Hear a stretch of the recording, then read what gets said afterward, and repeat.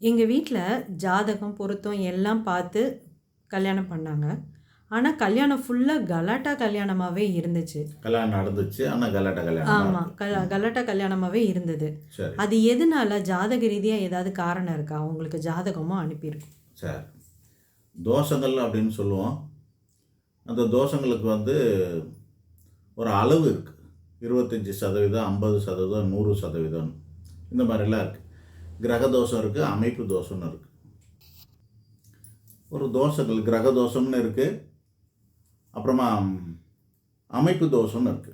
அது என்ன கிரக தோஷம், அது என்ன அமைப்பு தோஷம் அப்படின்னா, தோஷங்கள்ல பல இருக்கு. அமைப்பு அப்படிங்கிறது காரக கிரகமான சுக்கிரனோ அல்லது செவ்வாயோ பாதிக்கப்பட்டு இருந்தாலும் வாழ்க்கை துணை விஷயத்தில் பாதிப்புகள் ஏற்படும் அப்படிங்கிறது. கல்யாண கிரகமானது இது ரெண்டு. ஆண்களுக்கு சுக்கிரனும் பெண்களுக்கு செவ்வாயும் கல்யாண கிரகங்கள். அதில் ஏதாவது பாதிப்பு இருந்தாலும் அந்த மாதிரி பாதிப்பு ஏற்படும். இது ஒரு அமைப்பு.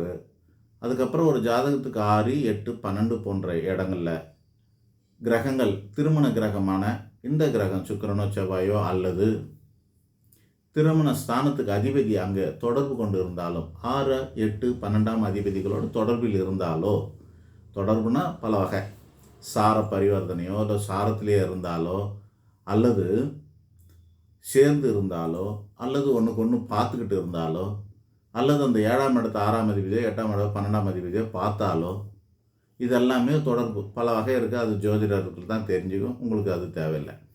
இந்த மாதிரி இருக்குது. இது இல்லாமல் கிரக தோஷம்னு சொல்லக்கூடியதும் ஒன்று இருக்குது. 2, 4, 7, 8, 12 இது ராசிக்கு லக்னத்துக்கு சுக்கிரனுக்கு இந்த இடங்களில் பார்த்தோ அதில் பாவகிரகங்கள் இருந்தால் அதுவும் தோஷம். இதுதான் நிறைய பேர் பார்ப்பாங்க. ராசிக்கோ லக்னத்துக்கோ அல்லது சுக்கிரனுக்கோ 2ஆம் இடம் 4ஆம் இடம் 7ஆம் இடம் 8ஆம் இடம் 12ஆம் இடத்துல கிரகங்கள் இருந்தால் அதெல்லாம் தோஷம்னு சொல்லிட்டு நாகதோஷம், செவ்வாய் தோஷம், சனி தோஷம்லாம் சொல்கிறோம்.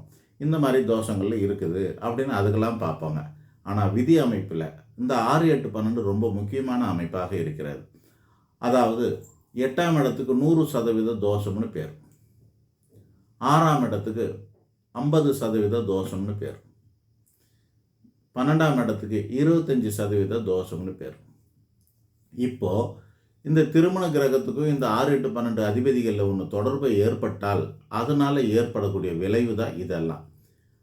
8ஆம் இடத்துக்கு அதிபதியும் 7ஆம் இடமான திருமண ஸ்தானத்துக்கு அதிபதியும் தொடர்பில் இருந்தால் அதற்கேற்ற அளவுக்கு பாதிப்பு ஏற்படும். வேறு வேறு வகையில் சுபத்தன்மையே இல்லாமல் போனால் அவங்களோட திருமண வாழ்க்கை கடைசி நிமிஷம் கூட மணமேடையில் உட்காந்து தாலி கட்டுற நேரத்தில் கூட சினிமாவில் சீரியலில் வர மாதிரி ஏஞ்சி போயிடுவாங்க, கட்ட முடியாமல் போயிடும், தடை வந்துடும். இது 8ஆம் இடத்தோட அதிபதி. ஒருவேளை கட்டிட்டாலும் அவங்களால தொடர்ந்து திருமண வாழ்க்கை வாழ முடியாமல் போயிடும். அதுவும் இந்த 8ஆம் இடத்துக்கோட பாதிப்புன்னு அர்த்தம். இந்த 6ஆம் இடத்து அதிபதியோட பாதிப்பு என்ன அப்படின்னா மதில் மேல் பூனையாக இருக்கும். 50% தோஷம். அது இந்த பக்கம் குதிக்குமா இந்த பக்கம் குதிக்குமான்னு தெரியாத அளவுக்கு அதுதான் பிரச்சனை. கல்யாணம் நடக்குமா நடக்காதா, நடந்தாலும் நடந்ததுக்கப்புறம் வாழ்நாளில் கல்யாணம் ஆச்சா ஏதோ இருக்கிறேன் அப்படின்ற மாதிரி ஒரு 50% தான் அவங்க நிம்மதியாக குடும்பம் நடத்துவாங்கன்னு இருக்கும். ஒரு நாள் நல்லா இருப்பாங்க, ஒரு நாள் நல்லா இருப்பாங்க, காலையில் நல்லா இருப்பாங்க, சாயந்தரம் நல்லா இருக்க மாட்டாங்க, ஆரம்ப காலத்தில் நல்லா இருப்பாங்க, பிற்காலத்தில் நல்லா இருக்க மாட்டாங்க. இந்த மாதிரியெல்லாம் பாதிப்பு கலந்துக்கிட்டே போகிறது. இதெல்லாம் இந்த 50% தோஷத்தினால வர்றது. இந்த 25% 12ஆம் இடத்துல இருந்தால் மறைவு ஸ்தானம் தான். அது 25. அது என்னன்னா காலதாமதம் மற்றும் இழப்பு போன்றவற்றை தரக்கூடியது. ஸோ செலவினங்கள்லாம் ஆகலாம், இது மாதிரிலாம் இருக்கும். அதுவும் ஒரு வகையில் தோஷம்தான். ஆனால் அதோட பாதிப்பு கொஞ்சம் கம்மியாக தான் இருக்குது. இதுக்கு மேலே ஒரு மறைவு ஸ்தானம் இருக்குது. எல்லா ஜோசியரும் அது 3ஆம் இடத்தை கூட எடுத்துக்கிறாங்க. அதை சொற்ப கலத்திரம்னு கூட சொல்லுவோம். அந்த மாதிரிலாம் இருக்குது. ஆனால் 3ஆம் இடத்துக்கு நான் பெருசாக முக்கியத்துவம் கொடுக்குறதில்ல. குணம் நாடி குற்றம் நாடி அவற்றில் மிகை நாடி மிக்க குலன்னு சொல்லுவாங்க. அது ரொம்ப சிறிய அளவில் இருக்கிறதுனால அதுக்கு நம்ம பெருசாக மறைவு ஸ்தானம் எடுக்கல. சாஸ்திரமும் அந்த மாதிரி சொல்லலை. 6, 8, 12 மட்டும் தான் மறைவு ஸ்தானமாக சொல்லுது. ஓகேவா?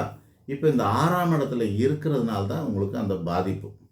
உங்களோட ஜாதகத்தில் மற்றும் ஒரு வாட்டி கலாட்டானா உங்களுக்கு மட்டுமே கலாட்டாவா அல்லது உங்களோட பார்ட்னருக்கும் அவங்க வீட்லேயுமே சம்மந்தி வீட்லேயுமே பிரச்சனையானா 2 தானே இருக்கும் போது. அப்போ அவர் ஜாதகத்தையும் பார்க்கும்போது 2 ஜாதகத்திலையுமே 6, 7 தொடர்பில் உள்ளது. அதனால தான் நிச்சயம் பண்ண நாளில் இருந்து அந்த 6ஆம் இடங்கிறது என்னென்னா கடன், வழக்கு, வியாதி, சண்டை, சச்சரவு, நோய் நொடி. இந்த இடத்துக்குரிய கிரகமானது திருமண ஸ்தானத்தோட தொடர்பில் இருந்தால் வாழ்க்கை துணை வந்த நாள்லேருந்து தொட்ட நாள்லேருந்து அவங்களுக்கு கடனோ, வழக்கோ, வியாதியோ, சண்டையோ, சச்சரவோ, நோயோ, நொடியோ, அவமானமோ ஏற்படும்னு அர்த்தம். அதை தான் என்ன சில பேர் சொல்லுவாங்க, இவங்களை கட்டினதுலேருந்தே எனக்கு பிரச்சனைன்னு சொல்லுவாங்க, கேள்விப்பட்டிருப்பீங்க. இவன் வந்த நாள்லேருந்தே எனக்கு நிம்மதி போச்சுன்னு சொல்லுவாங்க. இதெல்லாம் இந்த மாதிரி தான். பெண்களும் சொல்லுவாங்க, நல்லா தான் இருந்தேன் எங்கள் வீட்டில், நான் ராணி மாதிரி இருந்தேன், எங்கள் வீட்டில் இளவரசி மாதிரி வச்சுருந்தாங்க, எங்கள் அப்பா உங்களை கல்யாணம் பண்ணதுக்கப்புறம் பாதிப்பு அடைஞ்சிச்சுன்னா இந்த 6, 7 தொடர்பில் இருக்கிறது தான் காரணம். இது ஒரு பக்கம். அதே நேரத்தில் நிச்சயமான நாள்லேருந்து கல்யாணம் ஆன நாள் வரைக்கும் தொட்டதுக்கெல்லாம் சண்டை. எங்களதில் இது பழக்கம் இல்லை, எங்களதில் அது பழக்கம் இல்லை, நீ இது ஏன் கேட்குறீங்க, நாங்கள் எங்கள் இஷ்டத்துக்கு தான் பண்ணுவோம், இந்த மாதிரியான பிரச்சனைகள்லாம் வருது இல்லை, அதுதான் கல்யாணம். கடைசி வரைக்கும் த்ரில்லிங்காகவே இருக்கும். கல்யாணம் நடக்குமா நடக்காதா அப்படின்னு எவ்வளோ தான் விட்டு கொடுத்து போனால் கூட ஏதாவது ஒரு பிரச்சனை, சம்மந்தமே இல்லாதவன் எவனா ஒருத்தர் கூட கலப்பி விட்டுருவான். அப்படியே இப்படியே மாறி சண்டை சச்சரவாகவே அல்லது குழப்பமாகவே பிரச்சனையாகவே ஓடக்கூடியது பேர் கல்யாணம். அந்த கல்யாணத்துக்கு காரணம் 6ஆம் இடத்துக்கு அதிபதியும் 7ஆம் இடத்துக்கு அதிபதியும் அல்லது 6ஆம் இடமும் 7ஆம் இடமும் ஏதோ ஒரு வகையில் தொடர்பில் இருக்குது அப்படின்னா அந்த ஜாதகம் தான் கல்யாணத்துக்கான காரணமான ஜாதகம்னு எடுத்துக்கலாம்.